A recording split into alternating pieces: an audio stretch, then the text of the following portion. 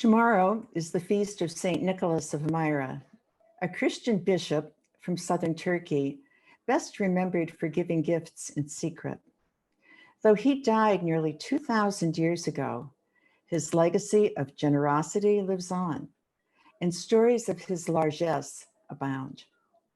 One describes how, in the dark of night, he tossed sacks of gold coins through the windows of some poor girls to provide dowries and respectability, thus saving them from lives of prostitution.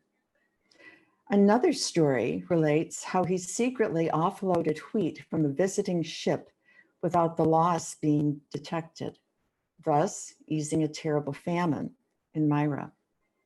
Still another legend tells of him resurrecting children murdered by a butcher, thus becoming the patron of children. Centuries later, St. Nicholas's history and legend would converge in the person or persona of Santa Claus, whose gifts children eagerly await at Christmas. But more important than consumable gifts, St. Nicholas generated hope. Hope. Perhaps this Advent, hope seems as distant as our far-flung, isolated loved ones threatened by the COVID pandemic. Perhaps this Advent, the wait for the Prince of Peace seems more wearisome, more fraught than in other years. Yet, perhaps this Advent, I can learn from the example of St. Nicholas.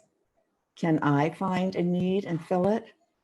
Can I do this in secret? Can I truly immerse myself in active waiting to share hope? So I ponder. Waiting need not be an isolated period of passivity. Instead, I can be productive, helpful, hopeful. I can do, not just be. St. Teresa of Avila, the 16th century mystic, reminds me, Christ has no body now but yours, no hands, no feet on earth but yours. Me, God's hands, God's feet, God's breath here on earth. That's a weighty responsibility. Yet, as God's hands, I can make or create whatever my mind can envision to fill another's need. Even during COVID tide, when I achingly refrain from touching and physically comforting another person, my hands can cook the comfort meal, write the devotional, sew the mask. As God's feet, I can go deliver that meal, go to babysit within my COVID pod, leave my own home, albeit virtually, to join those seeking loving fellowship. As God's breath, I can speak, or more precious yet, listen, or simply be present, soul to soul, with another of God's anxious, fretful, frightened children. My little gifts, whether given from my hands or my heart, merit no recognition. Freely I have received, freely I give.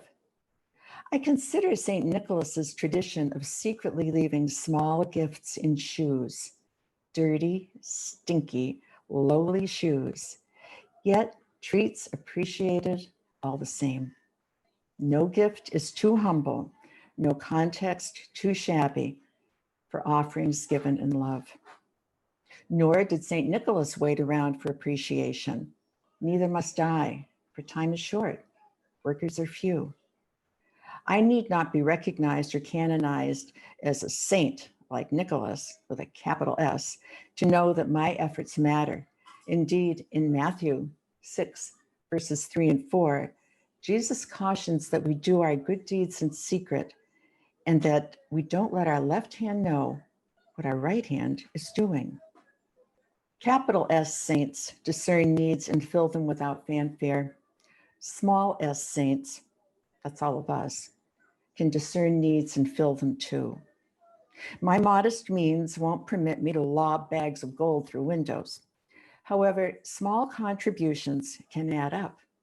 I can ease a need, say at the friendly kitchen, though I may not eliminate the need altogether. Sometimes a single smile or call or card can be the ember that sparks hope. Yes, I think I can do this. I can try.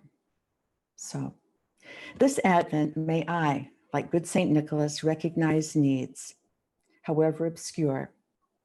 With God's help, may I act to address them, however modestly, without calling attention to myself. May God grant me discernment to know, whose hope am I? Whose hope are you?